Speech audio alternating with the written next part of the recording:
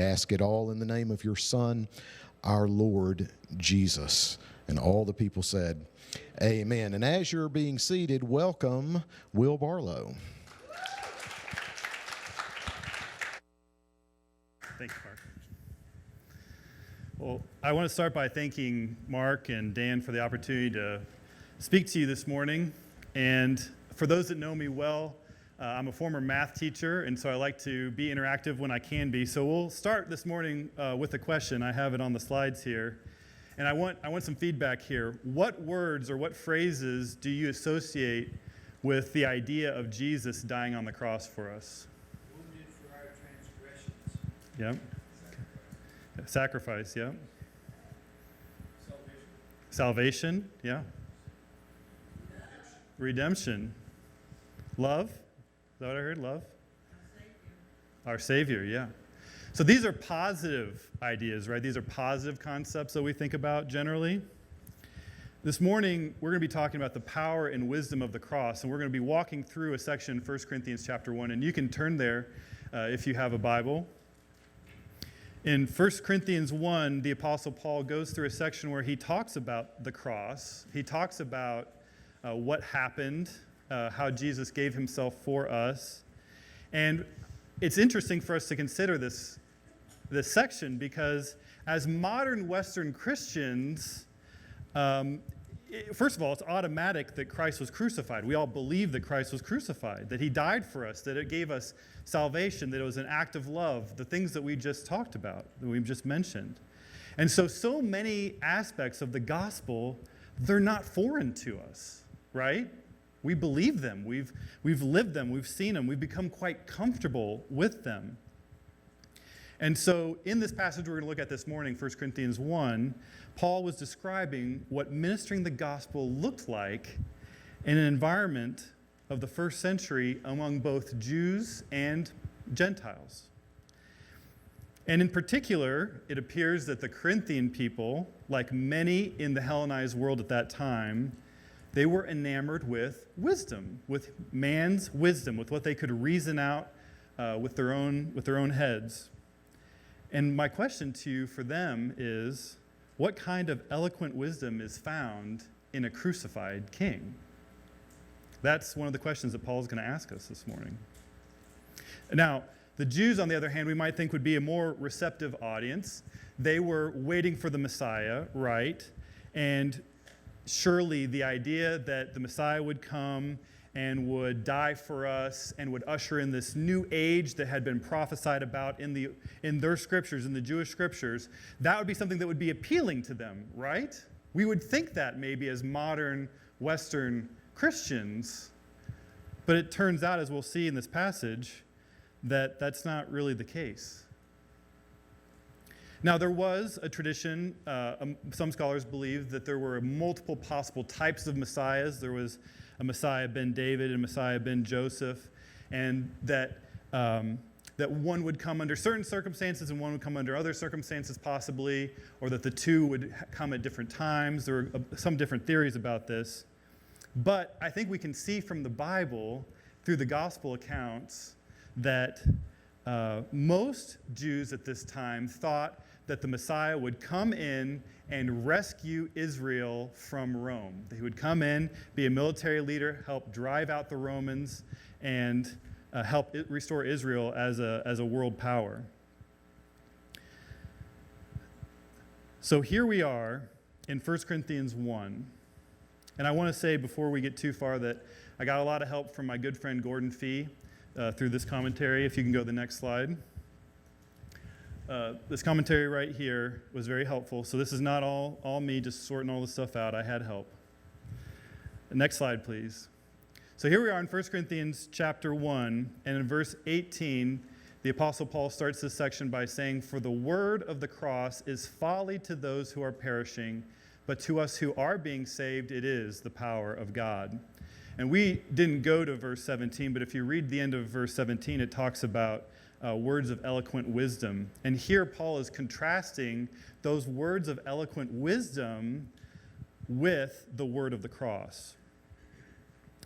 See, to the outsider, the one that Paul is trying to reach, the one that Paul is expending all of his effort trying to reach, frequently the word of the cross is considered folly, as it says here, or foolishness, silliness. It just doesn't compute. It doesn't make sense. Now, we live in a different world today, but have you talked to people? Do you know people who view the gospel that way today? They view the gospel as silliness? They view it as foolishness? Maybe here in the South we don't as much, but I see Pastor Sean over there nodding vigorously. He's come across some people who think that the gospel is silly. So when we deal with outsiders, we're going to find that we're going to deal with some of the same questions that they had here in Corinth 2,000 years ago. Next verse, please. Verse 19 says, "For it is written, I will destroy the wisdom of the wise, and the discernment of the discerning I will thwart." So Paul moves to document that his belief that God's plan was always to thwart human logic and wisdom. That's why he's quoting this verse from Isaiah 29:14. He's not saying that this was an accident, that the cross was completely different than man's wisdom or man's way of doing things. He's saying this was always God's plan. God's plan was always to do this, to do salvation in a surprising way. In the next verse, verse 20, it says, "Where is the one who is wise? Where is the scribe? Where is the debater of this age? Has not God made foolish the wisdom of the world?" Now, these questions are most likely used to further this point that he's making from Isaiah 29. God has completely eliminated human logic with this idea of a crucified king, this person who has come to die for us instead of leading people out of captivity to Rome. And so he asks these questions, where is the one who is wise? And in mind here is like a Greek philosopher, for example. Where is the scribe? This would be someone in Jewish authority. These are the wise people of these different communities that Paul was reaching, and he's asking, where is the one who can explain this? Where is the one who can explain God's wisdom? Where's the one who can explain God's logic in having Christ die for us on a cross? Where is the debater of this age? Has God not made foolish the wisdom of the world? God has rendered the wisdom of the world as complete foolishness.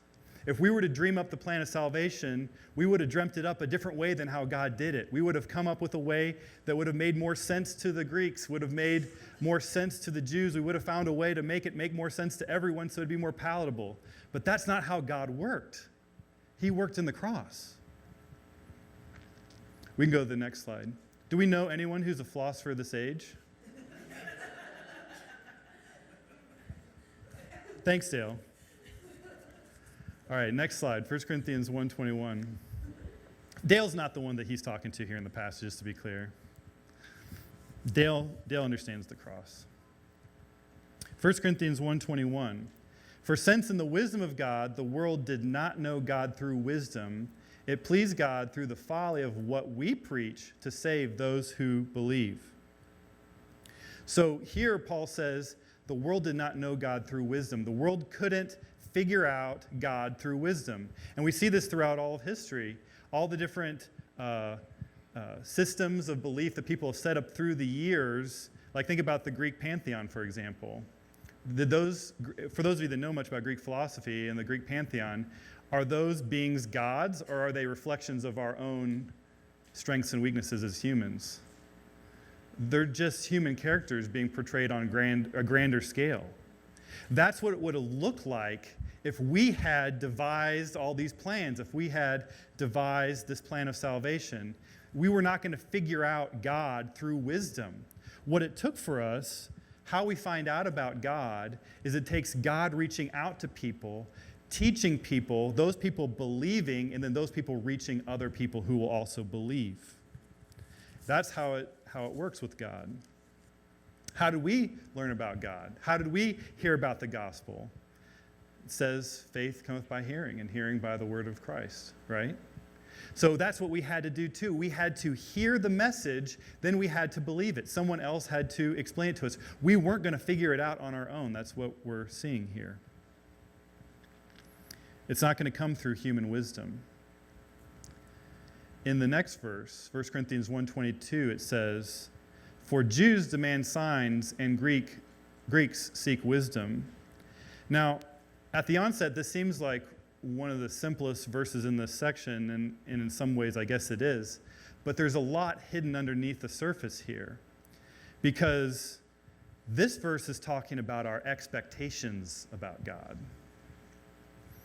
And so the Jews, let's think about the Jews, especially the ones that opposed Jesus during his ministry. What did they do? They asked Jesus for signs, right? They wanted God to act the way they wanted God to act, a way that made sense to them on their timing, their schedule. It was about them. It wasn't about God's plan. It wasn't about God's purposes. Jesus healed people on the Sabbath day. Oh, no, you can't do that. That doesn't fit our little perspective of what God does and how he works. So, that was their form of idolatry. Their form of idolatry was saying, we know better than God knows how he should act, when he should act, what he should do, how he should do it. That is why their fundamental idea of a crucified king did not make sense to the Jews of this time, many of the Jews of this time. What's interesting about the demanding signs, especially in relationship to the ministry of Jesus, is he did many signs that would have, I think, been enough, hopefully, for them to believe. And they asked him for more. It was never enough. They had to be the ones calling the shots. And similarly, the Greeks expected God to act wisely from their vantage point. That's what it means here, the Greeks seek wisdom. They believed in the power of human intellect, human wisdom. And they also expected God to act in a specific, certain way, in a way that made sense to their little God box. They wanted a salvation that would be subject to their reason, to their wisdom. But that's not what came.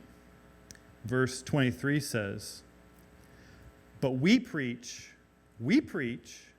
Christ crucified, a stumbling block to Jews and folly to Gentiles." Now, I think, again, we live in a modern, Western, Christian context, and the word Christ doesn't have the same impact that it would have had in those circles. You know, we think of Christ, we think about Jesus. It's like an automatic association for us, right? But for them, the Christ, the Messiah, was an anointed one, and especially a king. So we could also sort of translate this verse as, we preach a crucified king. And if you know much about crucifixion in that day and time, crucifixion was something reserved for the lowest of the low, the worst of the worst. So the idea that you could preach or talk about a crucified king, it's like talking about hot ice or any other oxymoron you can think of. It just didn't compute. It doesn't make sense. And that's why it's a stumbling block to the Jews and it's foolishness or folly to the Gentiles.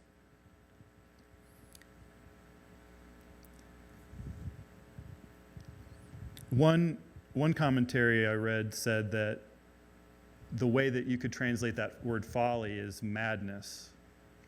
It just couldn't handle it mentally. Didn't make sense. Verse 24.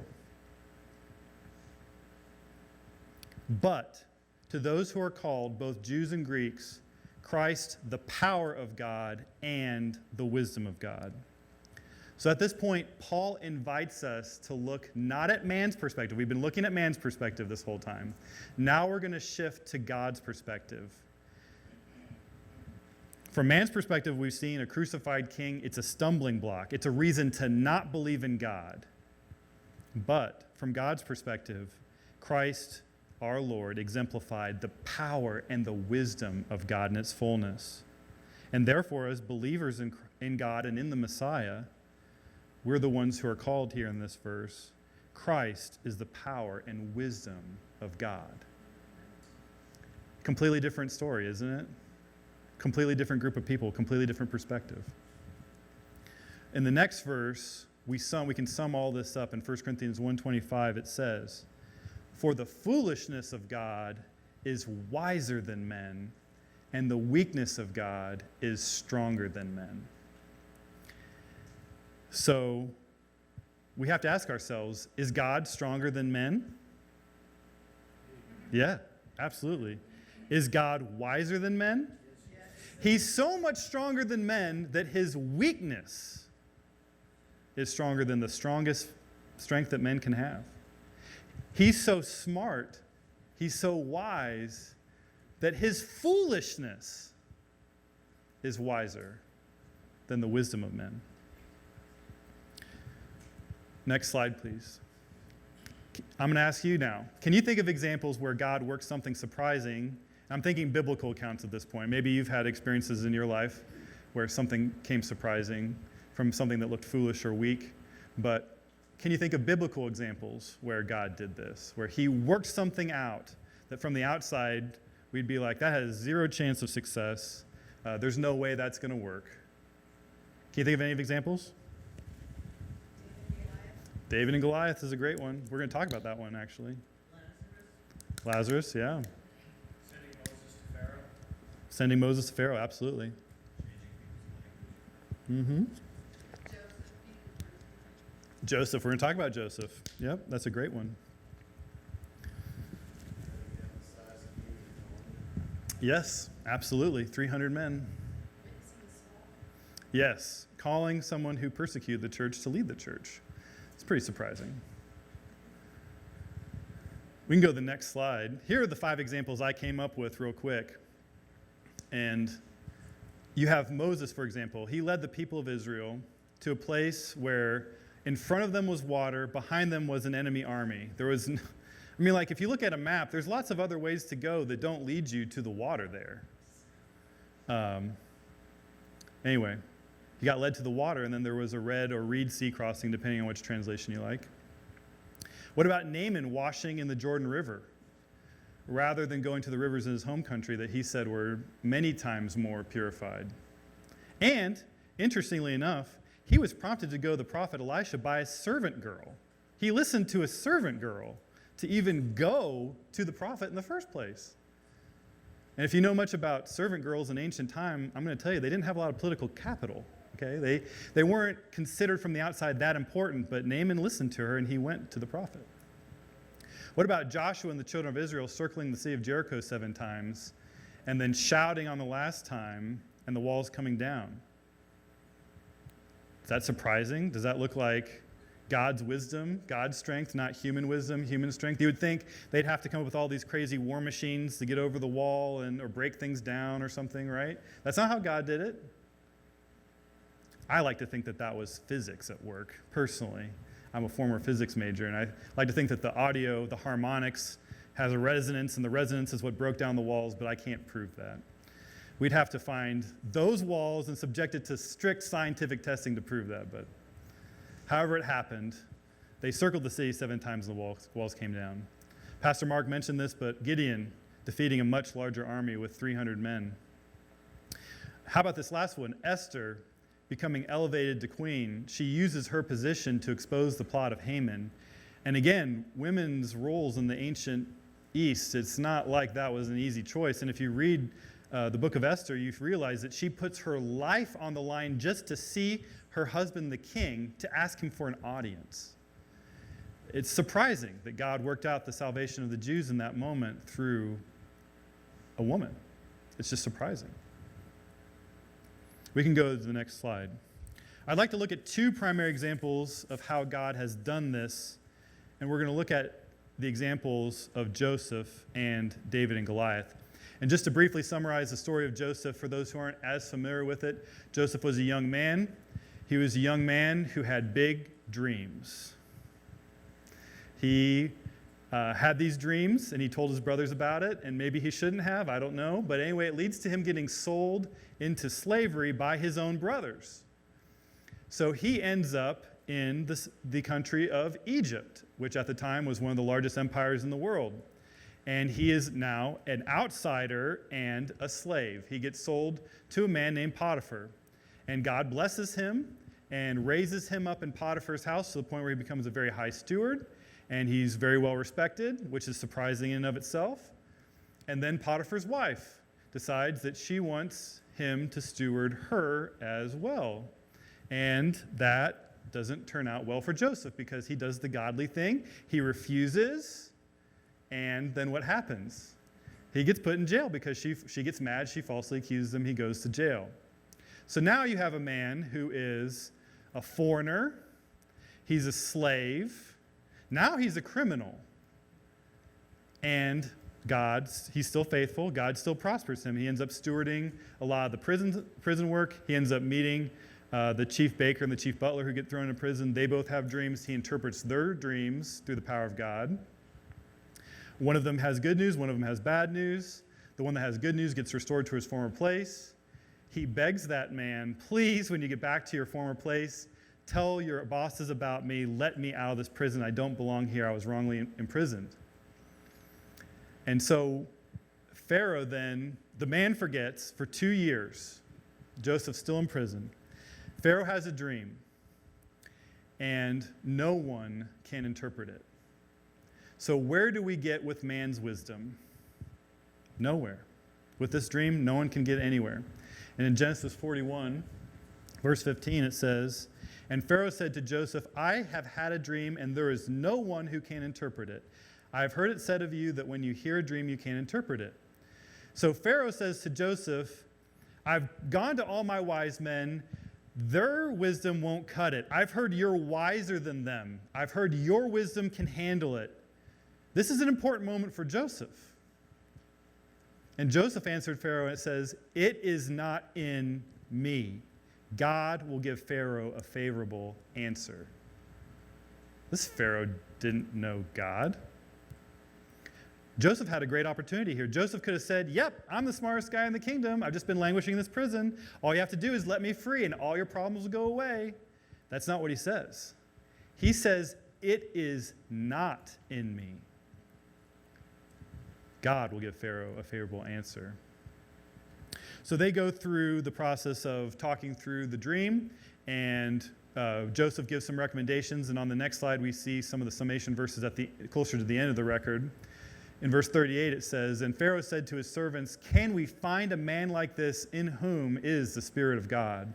Then Pharaoh said to Joseph, since God has shown you all this, there is none so discerning and wise as you are. You shall be over my house, and all my people shall order themselves as you command.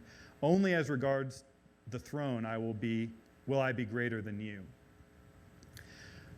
I don't know about you, but this is about as surprising as it gets when you talk about God's wisdom, God's foolishness being wiser than men's wisdom.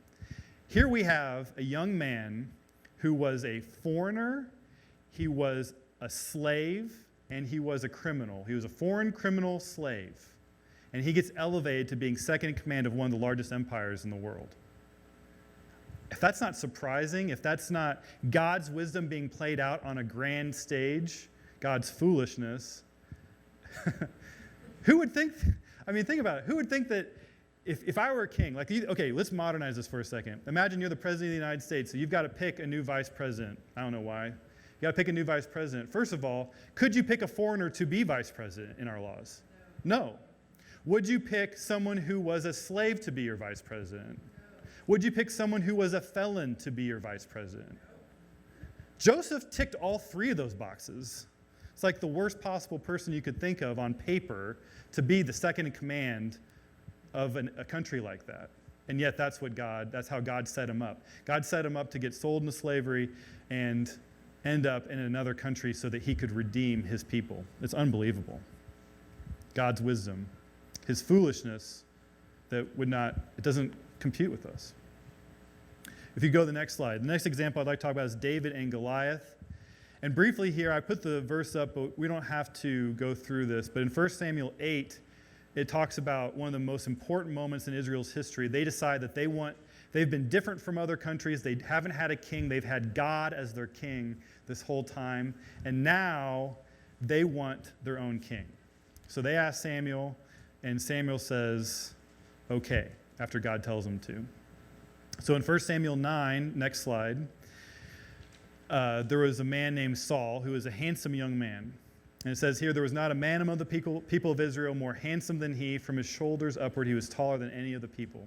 So Saul, the first king of Israel, he was tall, he was handsome, he was the guy. And in 1 Samuel 16, when it comes time to, Saul has disobeyed on a couple of occasions, and God has said, okay, I'm taking the throne from Saul, I'm going to bring it to someone else. He's teaching Samuel something about who the next king's going to be. And in 1 Samuel 16, verse 7, it says, "For the Lord said to Samuel, do not look on his appearance or on the height of his stature, because I have rejected him. For the Lord sees not as man sees. Man looks on the outward appearance, but the Lord looks on the heart." And he ends up picking David, who was not even in the conversation from Jesse's perspective. Jesse didn't, Samuel says, "Bring me all your sons." And Jesse is like, "Okay, here's all my sons." And Samuel says, "Nope, it's not one of these. It's someone else." And he's like, "Do you have any other sons?" And Jesse's like, "Yeah, I've got one more. It's the youngest. It's David. I didn't even bring him in. I didn't think you'd be interested in him." That's the one who God was interested in. On the next slide, I'm just going to pick a couple verses here from the David and Goliath account. And in 1 Samuel 17, it says, "And David said to the men who stood by him, 'What shall be done for the man who kills this Philistine and takes away the reproach from Israel? For who is this uncircumcised Philistine that he should defy the armies of the living God?' And Saul said to David, 'You are not able to go against this Philistine to fight with him, for you are but a youth, and he has been a man of war from his youth.'" So here in verse 33, Saul gives David man's wisdom. The best man's wisdom can afford is you should not fight him because you're not going to win. And verse 37, David is trying to convince Saul that he should do this, and finally he gets to, "The Lord who delivered me from the paw of the lion and from the paw of the bear will deliver me from the hand of this Philistine." And Saul said to David, "Go, and the Lord be with you." He's finally like, "You know what? Go, and I hope that God's with you." On the next slide, in verse 45, it says, David now confronts Goliath. He says to the Philistine, "You come to me with a sword and with a spear and with a javelin, but I come to you in the name of the Lord of hosts, the God of the armies of Israel, whom you have defied. This day the Lord will deliver you into my hand, and I will strike you down and cut off your head. And I will give the dead bodies of the host of the Philistines this day to the birds of the air and to the wild beasts of the earth, that all the earth may know what? That there is a God in Israel, and that all this assembly may know that the Lord saves not with sword and spear, for the battle is the Lord's, and he will give it into our hand." One of the most striking things as I consider David and Goliath from the perspective of 1 Corinthians 1 is that I think it's pretty obvious to me that Saul should have fought Goliath from a man's wisdom perspective. Who was the tallest man in the Israeli army at that time? Saul. Who was spiritually responsible for the nation of Israel at that time? Saul.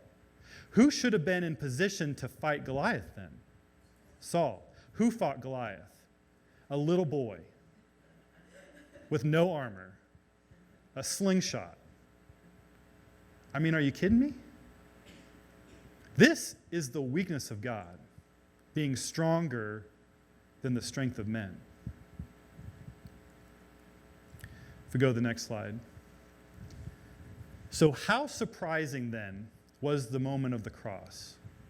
I think to the record in Luke 24, the road to Emmaus, the two disciples who are sad because they thought Jesus was the Messiah and then he got crucified, and for them that ended it. Boom, it was done. Over. It was defeat. But was it defeat? No. It was victory over sin and death. It was the establishment of a new covenant. A new life was made available to the people of God. Literally everything changed. But did it look like that? No, not in the moment. I think about Jesus, the moment that he's on the cross, he's about to give his life. What does he have on his head? A crown of thorns. What does he have above his head? A sign that says, the King of the Jews. And you know what? He was the King of the Jews. You know what? He deserved a crown. I think the most literal way we can apply this is we reach people in a post-Christian world. They're going to think the cross is foolish too. We have to be prepared for that. You know, if we're reaching out to someone who's not Christian or maybe hasn't been in a church in a long time or maybe grew up with a very distorted view of the gospel or something and just got rid of that a long time ago. I mean, I have people in my life like that I'm trying to reach out to. And they think that the cross is foolish. And so we have to be mentally prepared for that.